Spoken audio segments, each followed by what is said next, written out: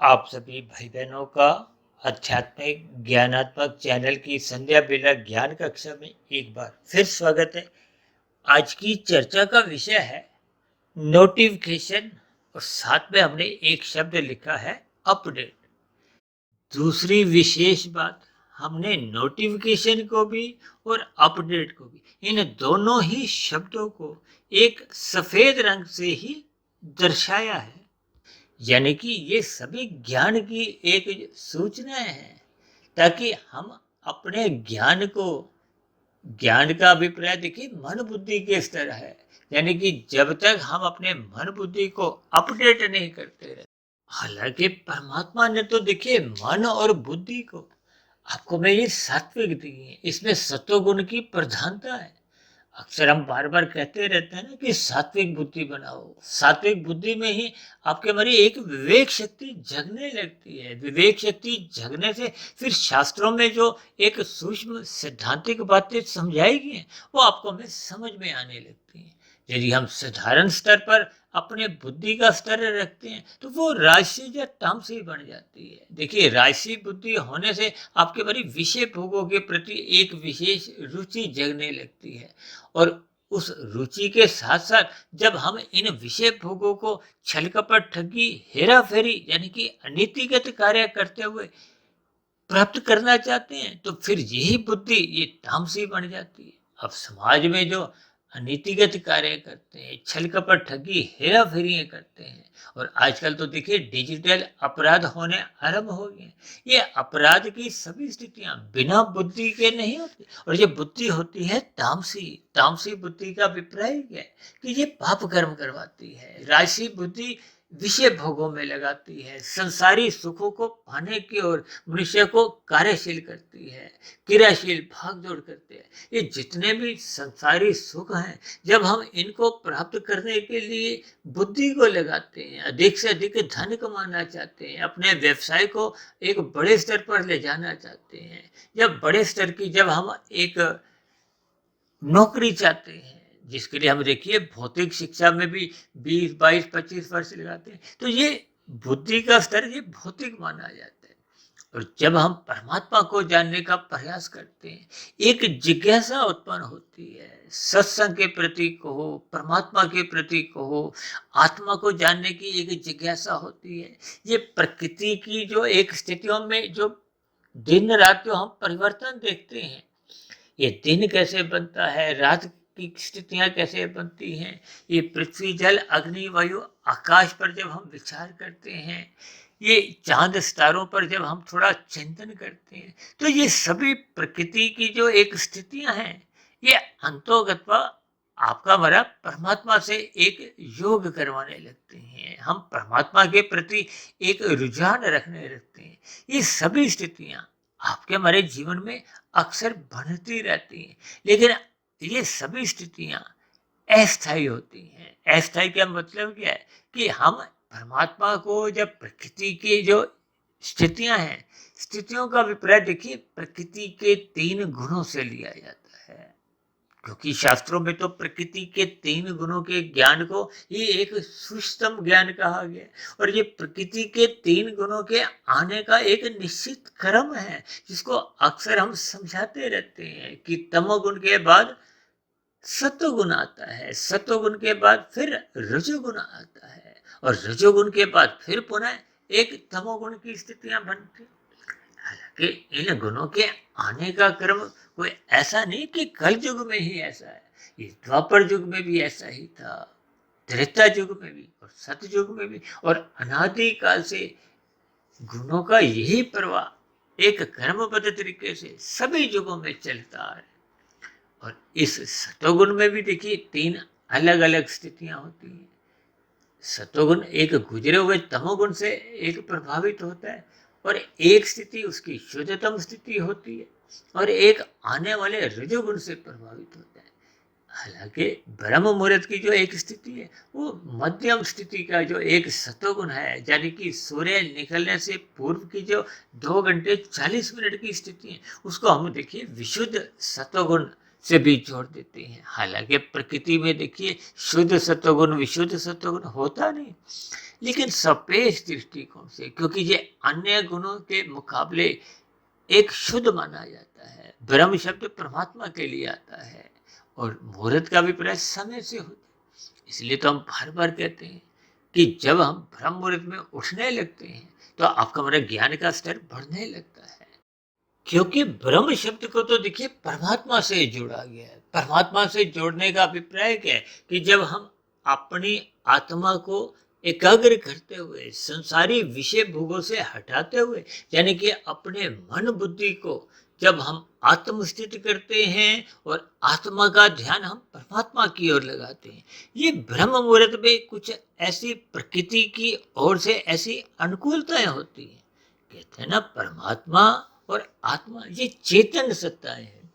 आत्मा को देखिए ज्ञान स्वरूप कहा गया है और परमात्मा को सच्चिदानंद यानी कि आनंद स्वरूप सत्ता कहा गया है। सच्चिदानंद केवल परमात्मा के लिए कहा जाता है, और जबकि ये जो माया है, माया के 3 गुण हैं, तमोगुण रजोगुण और सतोगुण की जो एक स्थिति है, इन 3 गुणों को भी अपने आप पे नित्य कहा जाता है। नित्य का अभिप्राय केवल एक इनकी सत्ता मात्र से है, यानी कि ये एक प्रवाह में चलते आ रहे। नित्य का अभिप्राय क्या है? जिसका कोई कारण नहीं है, वो अपने आप में देखिए, जैसे आत्मा एक नित्य तत्व है, परमात्मा एक नित्य तत्व है, क्योंकि आत्मा और परमात्मा का एक सजातीय संबंध है, दोनों चेतन सत्ताएं। और कहीं कहीं तो शास्त्रों में कहा गया ना कि आत्मा परमात्मा का ही एक अंश है। वो क्योंकि दोनों चेतन है, इसलिए ये अंश और अंशी मान लिया जाता है। जबकि मूलभूत अंतर क्या है कि आत्मा मात्र ज्ञान स्वरूप है और परमात्मा एकमात्र अनंत स्वरूप सत्ता है। यानी कि हम जो प्रतिदिन अपने जीवन में हर्षण, जो सदा ही सुख प्राप्ति की जो इच्छा रखते हैं, उसके पीछे का कारण ये आत्मा का ज्ञान स्वरूप होना है। जब जब हम ज्ञान की स्थिति में रहते हैं तो हम योग की स्थिति में परमात्मा की ओर सम्मुख होते हैं। जब जब हम ज्ञान से विमुख होते जाते हैं, ज्ञान से विमुख होने का अभिप्राय क्या है? क्योंकि प्रकृति के जो 3 गुण हैं, तमोगुण रजोगुण और सतोगुण, इन 3 गुणों को क्रमशः 10 गुना अच्छा कहा गया है। तमोगुण से 10 गुना अच्छा रजोगुण है, रजोगुण से 10 गुना अच्छा सतोगुण है। इसी सूत्र को आगे ले जाते हुए हम अक्सर कहते रहते हैं कि सतोगुण से भी 10 गुना अच्छा विशुद्ध सतोगुण है, जो कि आत्मा और परमात्मा के लिए कहा जाता है। और जब हम आत्मा और परमात्मा की बात करते हैं तो फिर आत्मा को ज्ञान स्वरूप कहा गया है और परमात्मा को आनंद स्वरूप कहा गया। तभी तो सभी आत्माओं का क्या स्वभाव है? हम सदा ही आनंद की तलाश करते हैं, और जब जब हम ज्ञान में स्थिति में रहते हैं तो हम सदा ही परमात्मा की ओर सम्मुख होते हैं। जब जब हम अज्ञानता में आ जाते हैं तो प्रकृति में ही हम उस सुख को ढूंढते हैं। उस सुख को हम ढूंढने का अभिप्राय क्या है कि हम संसार में उस आनंद को ढूंढते हैं, और आनंद देखिए भौतिक प्रकृति में है ही नहीं। ऐसा जब मनुष्य को बोध होने लगता है, ये बोध कब होता है? जब वो परमात्मा के सम्मुख होता है, ब्रह्म मुहूर्त में उठने का अपना एक स्वभाव बनाता है। देखिए ब्रह्म मुहूर्त में ही परमात्मा की ये जो नोटिफिकेशन है, देखिए जब तक हम परमात्मा से जुड़ते नहीं, हम कभी कभी कहते हैं ना कि आप हमारे चैनल को सब्सक्राइब करो। अब जिन लोगों ने उस चैनल को सब्सक्राइब किया होता है तो हमारी जो जो नई नई वीडियो प्रसारित होती है, यानी कि उनके पास सहज ही फिर वो नोटिफिकेशन चले जाते हैं। नोटिफिकेशन का अभिप्राय सूचनाओं से है। सूचनाओं को जानने का अभिप्राय क्या है कि उनकी जो एक स्थिति है वो अपडेट रहती है, यानी कि हमारे चैनल में जो जो गतिविधियां चल रही होती हैं, अक्सर आप अपने मोबाइल में भी ऐसे आपके नोटिफिकेशन आते रहते हैं ना कि ये वाला आप साइट पर जाओ और अपने फोन को थोड़ा अपडेट कर लो, सुधार कर लो, ताकि जो जो पीछे से जो एक ऐप की स्थितियां हैं उनमें जो जो एक परिवर्तन सकारात्मक अच्छी दृष्टिकोण से किया गया है तकनीक के आधार पर, उनको जब हम अपडेट करते हैं तो आपके हमारे फोन में भी नए नए तरह के जो एक जानकारियां आने लगते हैं। उसमें एक क्वालिटी के स्तर पर, गुणवत्ता के स्तर पर उसमें सुधार होने लगता है। देखिए, इन शब्दों के हमने केवल भावार्थ समझने हैं ताकि हम ब्रह्म मुहूर्त में उठें। आपका हमारा परमात्मा की ओर झुकाव हो, क्योंकि परमात्मा एक अनंत स्वरूप सत्ता है। परमात्मा की नोटिफिकेशन का अभिप्राय क्या है कि आपके हमारे जीवन में भी वो जो आनंद की झलकें हैं, वो नोटिफिकेशन है, ताकि हमारी जो अपनी स्वयं की स्थिति है वो ज्ञानमय से एक आनंदमय होती जाए, यानी कि हम आत्मा परमात्मा के आनंद से सदा ही आनंदित हो। इसी स्थिति का नाम तो देखिए मोक्ष कहा गया। और मोक्ष की स्थिति तो तभी बनती है जब हम योग की परम स्थिति को प्राप्त कर लेते हैं, मायातीत की स्थिति को प्राप्त कर लेते हैं। और ये स्थितियां तो तब बनती हैं जब मनुष्य अपने मिले हुए जीवन में निष्काम भाव से कर्म करता है। इसलिए तो बार बार कहा गया कि अपने कर्तव्य कर्मों को ईमानदारी से निभाओ, साधना करो। साधना करने का अभिप्राय आध्यात्मिक उन्नति से है, कार्यशील की अशुद्धियां दूर करने से है, बुरे संस्कारों को दग्ध बीज करने से है। ये सभी स्थितियां तो तभी आपके मेरे जीवन में बनना आरंभ होती हैं जब हम साधना आरंभ करते हैं। प्रकृति का ये जो ब्रह्म मुहूर्त की जो एक स्थितियां हैं, इस स्थिति विशेष में हम अपने आप को अपडेट करने के लिए, परमात्मा से जुड़ने के लिए, परमात्मा को सदा ही एक सम्मुखता बनाते हैं। सम्मुखता को हो, सब्सक्राइब को, देखिए ये सभी शब्दों के कुछ ऐसे भावार्थ आपको हमें समझने होंगे। क्योंकि मैं बार बार कहता रहता हूं कि तमोगुण की निंदा करो, ये शास्त्रों में कहा गया। रजोगुण के प्रति उदासीन रहो।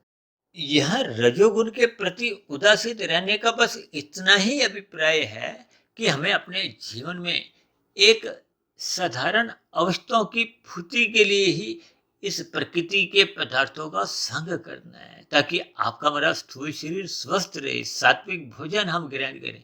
और जब जब हम देखिए एक राशि भोजन ग्रहण करते हैं, हम देखिए दाल रोटी के अलावा मलाई कोफ्ता चाहते हैं, शाही पनीर चाहते हैं, खीर, पापड़, अचार, यानी कि आपके मरे भोग इच्छाएं बढ़ने लगती हैं। चाहे उसको आप एक वस्त्रों से भी जोड़ सकते हो, रहने से भी जोड़ सकते हो, चाहे वो मोबाइल की स्थितियां हो या सुख सुविधा के आधुनिक उपकरण हो। ये सभी स्थितियां देखिए एक कामनाओं से प्रेरित होती हैं, इच्छाओं से प्रेरित होती हैं। यानी कि हम संसार को अधिक से अधिक पाने की, भोगने की जब इच्छाएं बनाने लगते हैं तो वो आपका मेरा रजोगुण बढ़ाती हैं। देखिए जब जब एक गुण बढ़ता है तो फिर अन्य शेष गुण घटते हैं।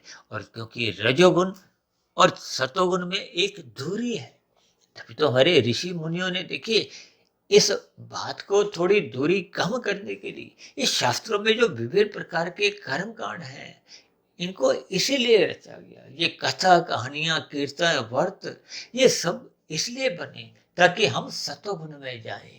क्योंकि जब तक हम सतोगुण में जाएंगे नहीं तो फिर परमात्मा की जो नोटिफिकेशन है या परमात्मा की जो एक सूचनाएं हैं या परमात्मा की जो जानकारियां हैं या परमात्मा से आपका हमारा क्या संबंध है, फिर इसकी जानकारी रजोगुण में रहते हुए समझ नहीं आती।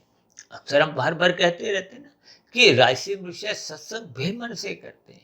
बेमन से इसलिए तो करते हैं क्योंकि वो रजोगुण की प्रशंसा करते हैं, वो सतोगुण की कभी प्रशंसा नहीं करते। देखिए वो सतोगुण के प्रति उदासीन रहते हैं। देखिए ये शब्द हो सकता है आरंभिक स्थितियों में आपको में परेशान कर सकते हैं, क्योंकि राशि मनुष्य का सत्संग होता हुआ दिखाई देता है, उसका श्रद्धा नहीं होती, मन बुद्धि तो संसार में अटके होते हैं। और तामसी मनुष्य तो देखिए सत्संग करते ही नहीं, यानी कि उनके जीवन में तो अज्ञानता बनी रहती है। उनको परमात्मा की ओर से किसी भी प्रकार की कोई देखिए एक नोटिफिकेशन आ नहीं पाते। यहाँ नोटिफिकेशन का अभिप्राय देखिए आनंद की झलकों से है। अब जब अंधकार में स्थिति हम स्वयं बनाते हैं, देखिए शाम को जैसे ही सूर्य अस्त होता है तो आपको में एक प्रकाश करना होता है, बल्ब ट्यूब जलाना होता है। यदि हम बल्ब ट्यूब जलाते नहीं है तो फिर हम अंधकार में बैठे रहते हैं। अंधकार का अभिप्राय क्या है? तामसी स्थितियों से।